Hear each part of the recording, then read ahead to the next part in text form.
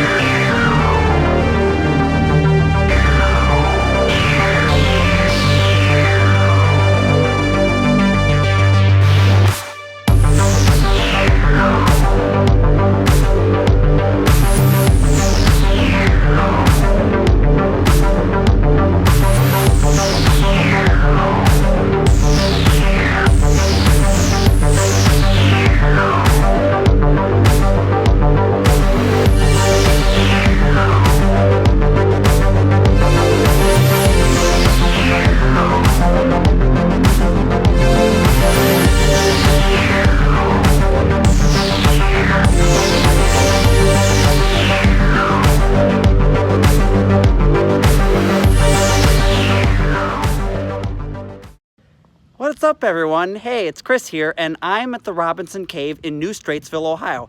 This is near the site of the very famous, very large mine fire, and I believe from the information that I've read online before coming here that it is still burning to this day. It's very similar to the Centralia, Pennsylvania mine fire, and I'm super excited to check this area out. And won't you join me? Join me on this adventure as we explore the Robinson Cave and the surrounding towns. This is the world's greatest mine fire right here in New Straitsville, Ohio. I love these old photos, and it paints a great picture as to how massive and how long this fire has been burning, ever since 1884, when miners pushed burning coal cars into the mine and set it ablaze. You can see here in this footage that the fire is still burning even to this day. The mining town of New Straitsville, Ohio was founded in 1870, and this is the first house that was built in the town. The town is just one of many in Ohio that was purpose-built to house all of the workers for the nearby mine. Many mining companies of the era would build housing and other amenities such as grocery stores, doctors' offices, and gas stations for the workers of their mine. The town of New Straitsville is also home to the Robinson Cave. If you'd like to read any of the signs, just pause the video. On a forested hillside south of New Straitsville, the spacious 1,000-square-foot Robinson Cave offered a secluded location with great acoustics where large groups of Hocking Valley coal miners could meet in secret. Beginning in about 1870, labor organizing meetings were held at the cave by various engineering unions, including the Knights of the Labor. New Straitsville resident Christopher Evans, a well-known union organizer, used Robinson Cave to lead miners throughout the long Hocking Valley coal strike of 1884 to 1885. These meetings gave the miners a voice in the form of the national organization called the National Federation of Miners and Miner Laborers, later renamed the National Preservation Union. The cave was also where non-union members met and planned to set the Columbus and Hocking Coal and Iron Company mines on fire in a desperate attempt to end the Hocking Valley strike. The miners were striking over poor wages and working conditions, which eventually led to the mine being sabotaged and set on fire.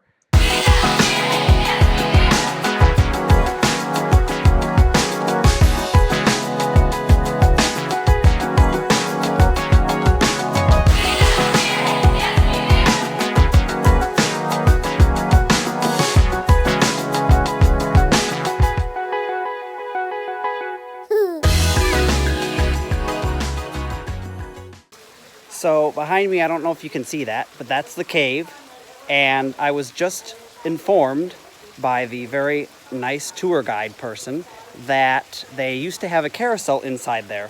So I'm going to kind of spin you around, and you can see there's a whole bunch of people behind me. And this place is really cool.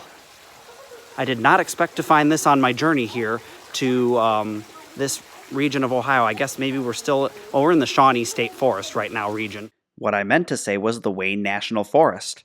Now, I have been to some bigger caves in this area, but this one's really, really cool. Well, of course, this video wouldn't be complete without ghost stories. With a mining town that's been burning on fire for many centuries and a cave, there's definitely some great ghost stories to tell here. There have been numerous sightings in and around the cave of what appear to be miners protesting. I got to talk to a longtime resident who described seeing a miner laughing with a mining car set ablaze, pushing it into where the old mine entrance used to be. There have also been numerous reports that many people have heard what sounds like nearby miners hard at work, but there are no miners in sight.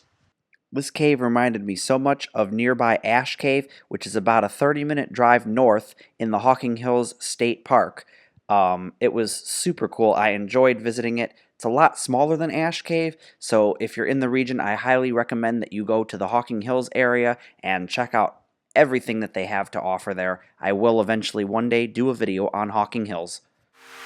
So many questions that I wanna ask, but I can find the reasons why. You always find a small excuse to leave. What's your excuse to make me cry? My love was lost when you came and took it all. My mind says stop, but my heart is screaming out.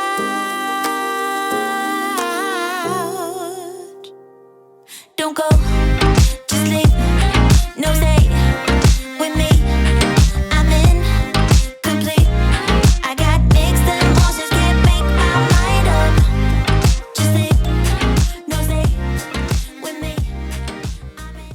This is the only known photograph of the old carousel that once resided inside Robinson Cave. And up there you can see that is the last remaining evidence that there ever was a carousel. The smokestack is all that remains.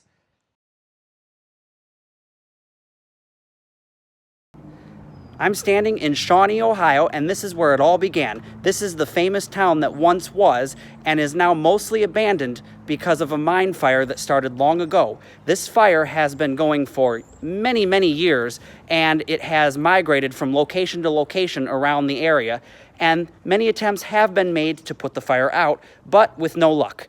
They just have not been able to do it. And so the fire still burns today. So join me. We're going to explore every little bit of this town and the history that it has to offer. Now this time when I refer to abandoned, I'm referring to the main street of the town, because there are people that actually live here, up on the hillside behind the main street. But when you take a stroll down the main street, you'll quickly notice that there's maybe only one or two businesses that are actually being occupied. Everything else is super abandoned and in great disrepair. So I hope you will enjoy this look into the history of the once great mining town of Shawnee, Ohio. The town of Shawnee, or I should say village, it's located in Perry County, Ohio, and the population was 655 at the 2010 census. It's about 9 miles south of the county seat of New Lexington, Ohio. The village was started in 1872 when a railroad was extended to where the village lies now. The village was also named after the Shawnee Indians, and a post office has been in operation ever since 1872. After doing a bit of research on the mine fires of the area, I came across a strange entry in the Coal Trade Journal of October 29, 1884. The article states that the four mines, numbers 5, 9, 11, and 23, 11 and 23 are still on fire to this day, that the managers were trying to smother out the fire by shutting up the pit mouths, air shafts, air courses, and other various entries to the mines. Also, the forces of Italian workers were being brought in from nearby Butchell on a special train every morning and taken back in the evening. If that's so, then this means that the mines were burning 2 weeks before the striking miners were said to have set the mines on fire. So just ask any long resident of Shawnee or New Straitsville, and I'm sure they'll tell you about the story of the striking miners that pushed the burning coal car into the mine and set it ablaze. However, this article shows that it might have been burning 2 weeks before the striking miners pushed the coal car into the mine. What is under possible dispute is that when a coal mine catches on fire, it can remain on fire for years, decades, and sometimes, as in New Straitsville, a century or more.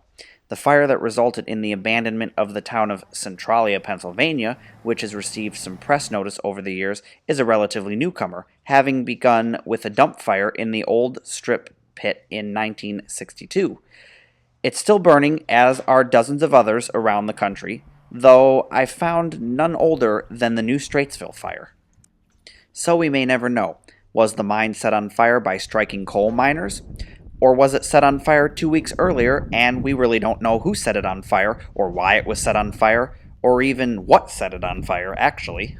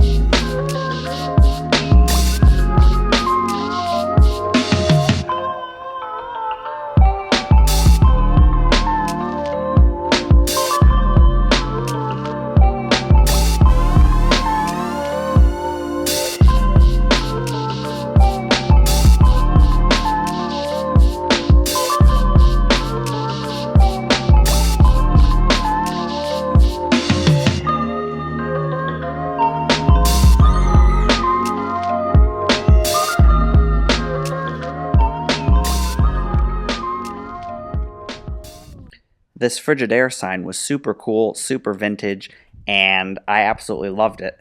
You don't see signs like this very often anymore. I would have loved to see it lit up. I don't know if it had neon lights on it at one time, but super cool. It's actually in pretty good condition for being abandoned.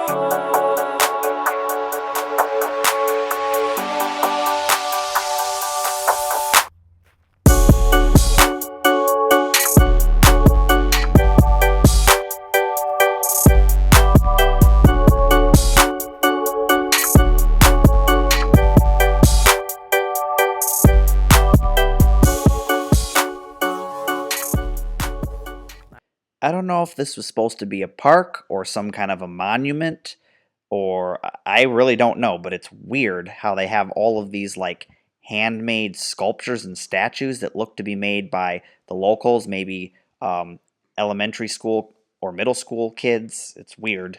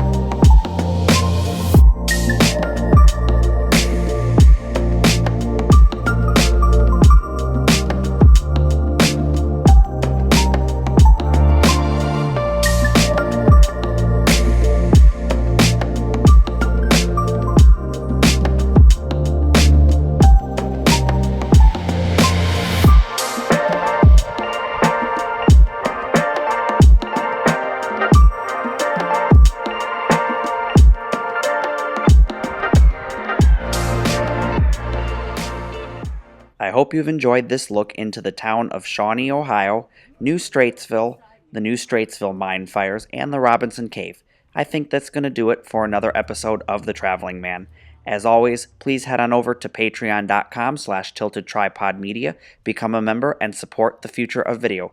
These videos are very costly and time-consuming to make, and they would not be possible without generous donations from viewers like you. If my Patreon site looks kind of empty right now, well, that's because I don't have a lot of subscribers. The more subscribers I get, the more exclusive content I will be posting there. As always, don't forget to hit that subscribe button and smash that bell icon to become a part of the notification squad, and give it a big fat thumbs up if you enjoyed this video. I'd like to hit 50 likes. Let's make it a goal. 50 likes, I think we can do that. As always, this has been another episode of The Traveling Man. Thank you everyone, and I'll see you in the next episode.